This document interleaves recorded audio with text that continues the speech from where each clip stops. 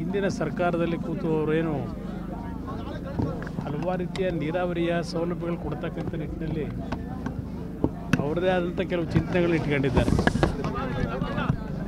ಅವರು ಮೂಲತಃ ತಾಂತ್ರಿಕ ತಜ್ಞರಾಗಿಯೇ ಯಾವ ರೀತಿಯಲ್ಲಿ ಇವತ್ತು ನೀರಾವರಿ ಸೌಲಭ್ಯಗಳನ್ನು ಕೊಡ್ಬೋದು ಅಂತಕ್ಕಂಥ ಒಂದು ಅವರಲ್ಲಿ ಮಾಹಿತಿಗಳು ಇಟ್ಕೊಂಡಿದ್ದಾರೆ. ಅವರಿಗೆ ಇನ್ನೂ ಹಲವಾರು ರೀತಿಯಲ್ಲಿ ಇಲ್ಲಿ ನೀರಾವರಿಯ ಸೌಲಭ್ಯಗಳನ್ನು ಮಾಡಲಿಕ್ಕೆ ಮಂಡ್ಯ ಜಿಲ್ಲೆಯ ರೈತರಿಗೆ ಅವಕಾಶಗಳಿದ್ದಾವೆ ಅಂತಕ್ಕಂಥದ್ದು ಅವ್ರ ಭಾವನೆ. ಇವತ್ತು ಹಲವಾರು ವರ್ಷಗಳ ಒಂದು ಬೇಡಿಕೆ ವೈಕುಂಠ ಏಕಾದಶಿಯ ಇಂಥ ಒಂದು ಪವಿತ್ರವಾದಂಥ ದಿನ ಈಡೇರ್ತಕ್ಕಂಥದ್ದು ಈ ಭಾಗದ ಕೆಸ್ತೂರು ಭಾಗದ ನಮ್ಮ ರೈತರು ಒಂದು ನೆಮ್ಮದಿಯ ಬದುಕನ್ನು ಆ ವಿಷ್ಣು ಎಲ್ಲರಿಗೂ ಕರುಣಿಸಲಿ ಅಂತಕ್ಕಂಥ ಪ್ರಾರ್ಥನೆ ಸಲ್ಲಿಸ್ತಾರೆ.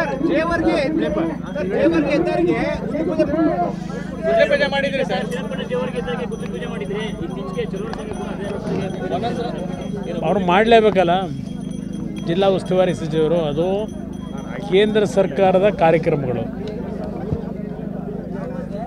ಮತ್ತೆ ಪುನಃ ಈ ರೀತಿಯ ಒಂದು ಕಾರ್ಯಕ್ರಮಗಳನ್ನು ಮಾಡ್ತಕ್ಕಂಥದ್ದು ಇದು ನಾನು ರಾಜಕೀಯ ಬೆರೆಸ್ಲಿಕ್ಕೆ ಹೋಗಲ್ಲ, ಅದರ ಅವಶ್ಯಕತೆಯೂ ಇಲ್ಲ.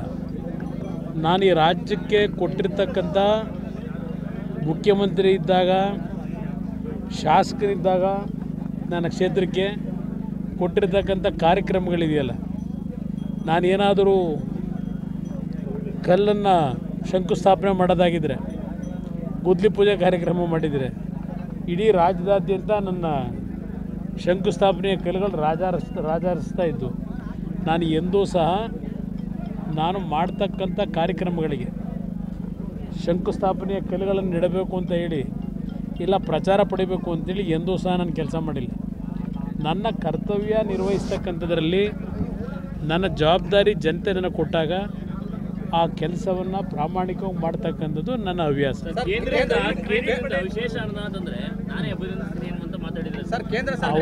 ಅವರು ನನಗೆ ಅಭಿನಂದಿಸೋದು ಬೇಡ, ಪಾಪ ಅವ್ರಿಗಿದೆಯಲ್ಲ ಈಗ ಅವಕಾಶಗಳು. ಜಿಲ್ಲಾ ಉಸ್ತುವಾರಿ ಸಚಿವರು ರಾಜ್ಯದ ಮಂತ್ರಿಗಳಲ್ವೇ, ನಾನು ತರೋದು ಬಿಡೋದು ನನಗೆ ಅಭಿನಂದಿಸೋದು ಆಮೇಲೆ ಮಾಡ್ಕೊಳ್ಳೋಣ. ಮೊದಲು ಅವ್ರೇನು ಮಾಡಬೇಕು ಅದು ಮಾಡ್ಕೊಳ್ಳಿ, ಅವ್ರ ಕೆಲಸ ಮಾಡ್ಕೊಳ್ಳಿ. ನಾನೇನು ಮಾಡಬೇಕು ನನ್ನ ಕೆಲಸ ನಾನು ಮಾಡ್ತೀನಿ. ಅವರಿಂದ ನಾನು ಮೆಚ್ಚುಗೆ ಏನು ಪಡಿಬೇಕಾಗಿ ಕೇಂದ್ರ ಸರ್ಕಾರದ ಅನುದಾನ ಸರ್, ಅದು ಉಸ್ತುವಾರಿ ಸಚಿವರು ನಾನು ಹೇಳಿದ್ನಲ್ಲ, ಇದು ಈ ರಾಜಕೀಯಕ್ಕೆ ನಾನು ಹೆಚ್ಚಿನ ಮಹತ್ವ ಕೊಡಲ್ಲ. ಇಂಥ ಒಂದು ಪಬ್ಲಿಸಿಟಿಗಳಿಗೆ ನಾನು ಅದರ ಬಗ್ಗೆ ನಾನು ಹೆಚ್ಚಿನ ಮಹತ್ವ ಕೊಡೋನಲ್ಲ. ಅದರಿಂದ ಇವತ್ತು ಪಕ್ಕದಲ್ಲಿ ಚನ್ನಪಟ್ಟಣದಲ್ಲೇ ಇವತ್ತಿಲ್ಲಿ ತಮ್ಮಣ್ಣವರು ಕೆರೆ ಪೂಜೆಗೆ ಬರಬೇಕು ಅಂತ ಹೇಳಿದ್ರು ಬಾಗಿನ ಬಿಡಲಿಕ್ಕೆ. ನಾನು 126 ಕೆರೆ ನೀರು ಬಿಟ್ಟಿದ್ದು ನಾನು ಪ್ರಚಾರನೇ ತಗೊಳ್ಳಿಲ್ಲ. ನನ್ನ ಕಾಲದಲ್ಲಿ ನಾನು ನೀರು ಬಿಟ್ಟಂಥ ಕೆಲವು ಖರ್ಚು ಹಣ ತೊಡಗಿಸಿ ಕೆಲಸ ಮಾಡಿದ್ದು ಈಗಲೂ ಮೊನ್ನೆ ಒಂದು ನೋಡಿದೆ. ಈಗ ಅಲ್ಲಿ ಒಂದು ಪೂಜೆ ಮಾಡ್ಕೊಂಡು ಕುರಿ ಊಟ ಹಾಕ್ಸಿದ್ರು.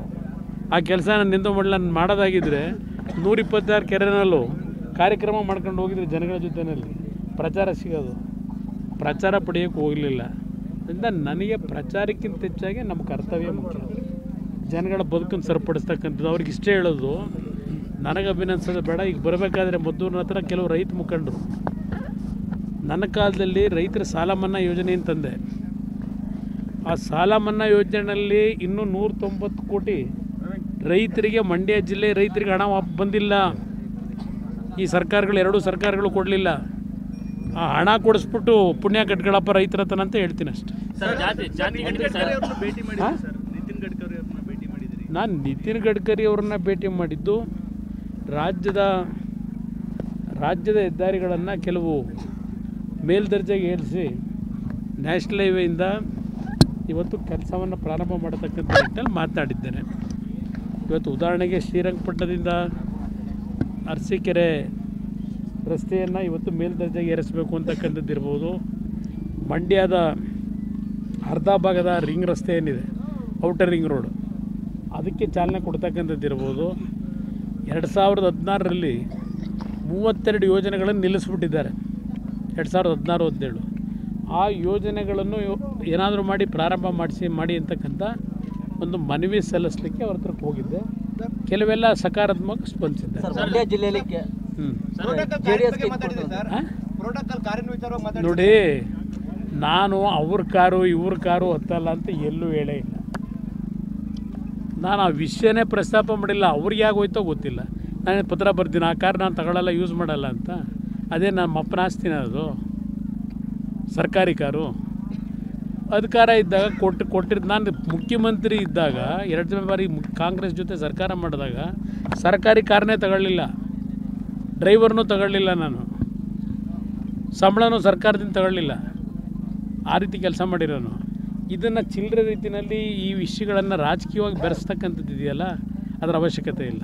ನಾನು ಹೇಳದಂಥದ್ದು, ಸರ್ಕಾರಕ್ಕೆ ಯಾವುದಾದ್ರೂ ನೀವು ತೀರ್ಮಾನ ಮಾಡೋದಾದರೆ ಯಾವ್ದಾದ್ರು ಒಂದು ವೆಹಿಕಲ್ನ ನನಗೆ ಇದು ಶಾಶ್ವತವಾಗಿ ಕೊಡಬೇಕು, ನಾನಿರೋವರೆಗೆ ಅಧಿಕಾರದಲ್ಲಿ ಉಪಯೋಗ ಮಾಡಲಿಕ್ಕೆ. ಅದನ್ನು ಹೇಳಿದ್ದೇನೆ ಹೊರತು ನಾನು ಅವ್ರು ಯಾರೋ ಯೂಸ್ ಮಾಡಿದರು, ಇವ್ರು ಯಾರೋ ಯೂಸ್ ಮಾಡಿದರು, ಆ ಕಾರ್ ಹತ್ತಲ್ಲ ಈ ಕಾರ್ ಹತ್ತಲ್ಲ ಅಂತ ಹೇಳಿದ್ರು ಅಂತೇಳಿ ಇದೆಯಲ್ಲ, ಇಂಥ ಸಣ್ಣ ವಿಷಯವನ್ನು ಇವತ್ತು ಚರ್ಚೆ ಮಾಡ್ತಕ್ಕಂಥ ಈ ಸಂಸ್ಕೃತಿ ಇದೆಯಲ್ಲ, ಇದನ್ನು ಬಿಡೋದು ಒಳ್ಳೆಯದು. ಗೊತ್ತಿಲ್ಲ, ಅದ್ರ ಬಗ್ಗೆ ಚರ್ಚೆ ಬೇಡ ಬಿಡಿ. ಈಗ ಪಾಪ ಏನೋ ಮಾತನಾಡ್ಕೊತಾರೆ, ಅದಕ್ಕೆಲ್ಲ ನಾನು ಉತ್ತರ ಯಾಕೆ ಕೊಡ್ತಾ ಹೋಗ್ಬೇಕು? ನನ್ನ ಆತ್ಮಕ್ಕೆ ನಾನು ಕೆಲಸ ಮಾಡಬೇಕು, ಆತ್ಮಸಾಕ್ಷಿಗೆ. ಅವ್ರನ್ನ ಮೆಚ್ಚಿಸೋಕೋ ಇಲ್ಲ ಇನ್ಯಾರನ್ನ ಮೆಚ್ಚಿಸ್ಲಿಕ್ಕೋ ಮಾಡೋಕ್ಕಾಗತ್ತೆ? ನಾನು